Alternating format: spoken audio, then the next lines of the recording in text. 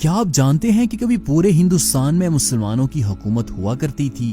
جی ہاں، اس ہندوستان میں موجودہ پاکستان، بنگلہ دیش اور انڈیا شامل ہیں، جہاں پر تقریباً مسلمانوں نے 700 سال تک حکومت کی تھی۔ لیکن جہاں ہندوستان میں اسلام کیسے آیا تھا، آئیے آج کی اس ویڈیو میں ہم جانتے ہیں۔ 636 عیسوی میں راشدین خلافت اور ایران کی فارسی سلطنت کے درمیان ایک تاریخی جنگ ہوئی، جو کہ جنگ قادسیہ کے نام سے جانی جاتی ہے۔ قادسیہ کی جنگ میں شکست کے بعد فارسی سلطنت پر مسلمانوں کا قبضہ ہو گیا۔ اس فتح کے بعد اسلامی خلافت کی سرحدیں موجودہ افغانستان تک جا پہنچی۔ اس دوران عرب کے مسلمانوں کو معلوم ہوا کہ دریائے سندھ کے اس پار ہزاروں سال پرانی سلطنتیں اور تہذیبیں موجود ہیں، اور یہ بھی کہ اس سرسبز و شاداب علاقے کو کئی ایک بادشاہوں نے فتح کرنے کی کوشش کی، لیکن وہ اس میں ناکام رہے۔ لیکن صرف 100 سال سے بھی مختصر عرصے میں مسلمانوں نے برے صغیر میں قدم رکھ لیے تھے۔ 700 کی دہائی کے اوائل میں جب اسلامی دنیا میں بنو امیہ برسر اقتدار تھی، تو عرب کے مسلمان تاجروں نے بحیرہ ہند میں تجارتی نیٹ ورک بنانا شروع کر دیا تھا۔ لیکن اس دوران انہیں سندھ کے ساحلی علاقوں میں بحری قزاقوں کا سامنا کرنا پڑا، جو عرب مسلمان تاجروں کے جہازوں کو لوٹ لیتے اور مسلمان عورتوں اور بچوں کو قیدی بنا لیتے تھے، اور سندھ میں راجہ داہر کی سلطنت ان بحری ڈاکوؤں کے لیے جائے پناہ بن چکی تھی۔ اس کے علاوہ عرب سے چند ایک باغی جنہوں نے بنو امیہ کی خلافت کے خلاف بغاوت کی تھی، وہ بھی پناہ لینے کے لیے سندھ میں راجہ داہر کے پاس چلے گئے تھے۔ یہ بھی کہا جاتا ہے کہ یہ باغی کوئی اور نہیں بلکہ سادات تھے، جن پر آل امیہ کے حکمرانوں نے زمین تنگ کر دی تھی، اور مجبوراً آل امیہ سے جان بچانے کے لیے یہ سادات یعنی کہ سید لوگ سندھ میں آ گئے تھے، اور عین ممکن ہے کہ ایسا ہی ہوا ہو۔ بہرحال اس وقت کے اموی خلیفہ ولید بن عبد الملک مروان نے راجہ داہر کو پیغام بھیجا کہ بحری قزاقوں کو روکنے اور عرب کے باغیوں کو واپس لانے میں اموی خلافت کی مدد کی جائے، جس کے جواب میں راجہ داہر نے صاف صاف انکار کر دیا، اور یوں بنو امیہ نے اپنے 16 سالہ فوجی جرنیل محمد بن قاسم کی سربراہی میں ایک فوج تیار کی، جس نے راستے میں سرحدی قبائل کی حمایت حاصل کرتے ہوئے اس لشکر نے مشرق کی جانب پیش قدمی کی۔ اسی سال یعنی کہ 711 عیسوی میں جب محمد بن قاسم اسلامی لشکر کے ساتھ سندھ کو فتح کرنے کے لیے وہاں پہنچ چکے تھے، ٹھیک اسی سال مغرب میں ایک اور اسلامی لشکر طارق بن زیاد کی سربراہی میں بحیرہ روم کو عبور کرتے ہوئے اس نے اسپین کو فتح کر لیا تھا۔ محمد بن قاسم کی سندھ کی اس مہم میں سندھ کے مقامی بدھ مت اور ہندو قبائل کی مدد سے محمد بن قاسم اور ان کی فوج نے دریائے سندھ کو عبور کیا اور سندھ کی جانب پیش قدمی شروع کر دی۔ جلد دونوں فوجوں کا آمنا سامنا ہوا۔ راجہ داہر کی فوج کی تعداد مسلمانوں سے زیادہ تھی۔ محمد بن قاسم نے اپنی فوج کو اونچی جگہ پر کھڑا کر دیا، اور وہ خود راجہ داہر کے حملے کا انتظار کرنے لگے۔ راجہ داہر نے حملے میں پہل کی، جس کے بعد اسلامی فوج نے بارودی تیروں کی بارش کی۔ راجہ داہر ہاتھی پر سوار ہو کر جنگ لڑ رہا تھا۔ ان بارودی تیروں کی خوفناک آواز سے ہاتھی بدک گیا، اور اس نے راجہ داہر کو نیچے پھینک دیا، جس سے اس کی موت واقع ہو گئی۔ راجہ داہر کی موت پر اس کی فوج کے حوصلے پست ہو گئے، اور دیکھتے ہی دیکھتے میدان خالی ہو گیا اور سندھ پر مسلمانوں کا قبضہ ہو گیا، اور یوں صوبہ سندھ کو اسلامی خلافت میں شامل کر لیا گیا۔ صوبہ سندھ 150 سال تک اموی خلافت کے کنٹرول میں رہا، اور اس کے بعد یہ علاقہ عباسی خلافت کے قبضے میں چلا گیا، یہاں تک کہ عباسیوں کے زوال کے بعد یہ علاقہ خود مختار ہو کر حباری امارت کے تحت چلا گیا تھا۔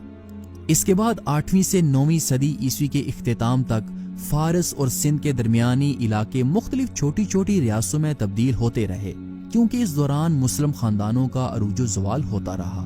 اس کے بعد مسلمانوں کا مقابلہ برہمن شاہی ریاست سے ہوا، جس سے عربوں نے کابل اور پشاور چھیننے کی کوشش کی، لیکن عربوں کو کوئی خاص کامیابی حاصل نہ ہو سکی۔ لیکن جہاں کا اصل نقشہ تب بدلا جب 998 عیسوی میں محمود غزنوی نامی ایک ترکیوں نسل سپاہی نے غزنوی سلطنت کا تخت سنبھالا۔ سلطان محمود غزنوی کا پہلا بڑا حملہ 1005 عیسوی میں ملتان کے کرامتیوں کے خلاف تھا، جس نے دین اسلام کو بہت زیادہ نقصان پہنچایا تھا۔ ابو فتح داؤد جو کہ کرامتیوں کا سربراہ اور حکمران تھا، ان کرامتیوں نے حاجیوں کو شہید کیا اور خانہ کعبہ سے حجر اسود کو چوری بھی کر لیا تھا۔ ان کرامتیوں کے فتنے کو کچلنے کے لیے سلطان محمود غزنوی نے 1009 عیسوی میں برہمن شاہی سلطنت کو چچ کی جنگ میں شکست دے کر پنجاب کے علاقوں کو اپنے کنٹرول میں لے لیا تھا اور یوں مسلمان پہلی بار پنجاب میں داخل ہو گئے۔ اس کے بعد محمود غزنوی نے ہندوستان پر کئی ایک حملے کیے اور ان حملوں میں محمود نے ہندوؤں کو شکستیں دی، لیکن اس کے ساتھ ساتھ سلطان نے ان کی خود مختاری بھی قائم رہنے دی۔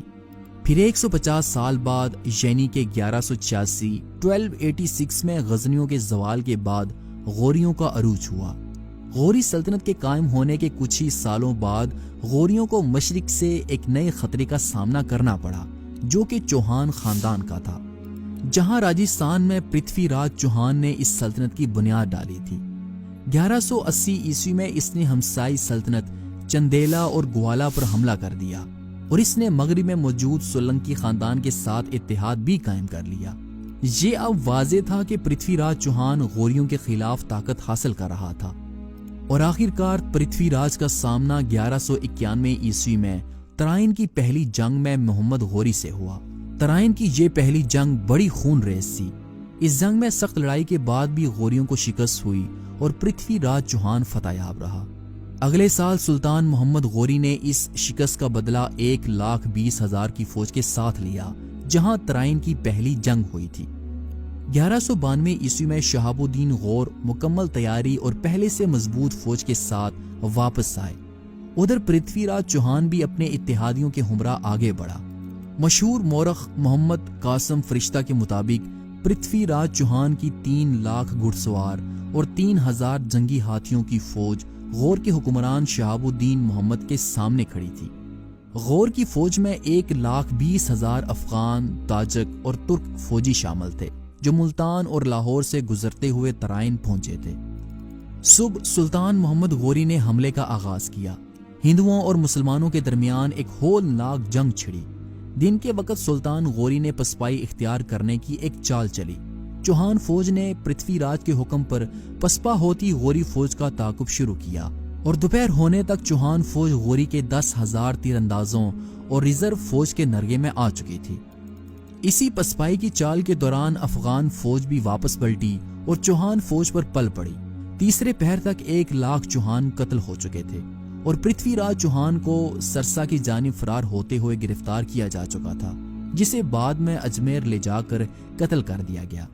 اس عظیم فتح کے بعد ہندوستان کے میدانی علاقوں کے ساتھ ساتھ بنگلہ دیش تک کا علاقہ جلد ہی غوری سلطنت کے قبضے میں آ گیا اور یوں شمالی ہندوستان میں اسلامی حکومت کی بنیاد سلطان محمد غوری نے رکھی۔ اس فتح کے بعد سلطان محمد غوری واپس وسطی ایشیا میں چلے گئے، جبکہ ہندوستان میں انہوں نے نظام حکومت اپنے غلام قطب الدین ایبک کے حوالے کر دیا تھا۔ 1206 عیسوی میں سلطان محمد غوری ایک قاتلانہ حملے میں شہید ہو گئے، جس کے بعد دہلی میں خاندان غلامہ کے نئے دور کا آغاز ہوا۔ قطب الدین ایبک نے ہندوستان کے مرکز میں خاندان غلامہ کی بنیاد ڈالی اور یوں ہندوستان میں دہلی سلطنت طاقتور ترین مسلم سلطنت بن گئی۔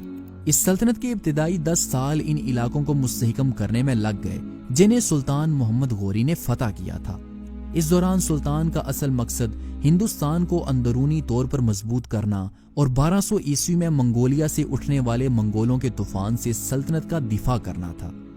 1200 عیسوی میں منگولوں نے وسطی ایشیا کی مسلم بادشاہوں کو تباہ و برباد کر دیا تھا، یہاں تک کہ 1258 عیسوی میں مسلمانوں کی عباسی خلافت بھی منگولوں کے قہر سے نہ بچ سکی اور بغداد شہر کو عباسی خلافت سمیت تباہ و برباد کر دیا گیا۔ 1290 عیسوی میں خاندان غلامہ کا اختتام ہو گیا اور اسی سال جلال الدین فیروز خلجی نے خلجی سلطنت کے پہلے سلطان کی حیثیت سے تخت سنبھالا۔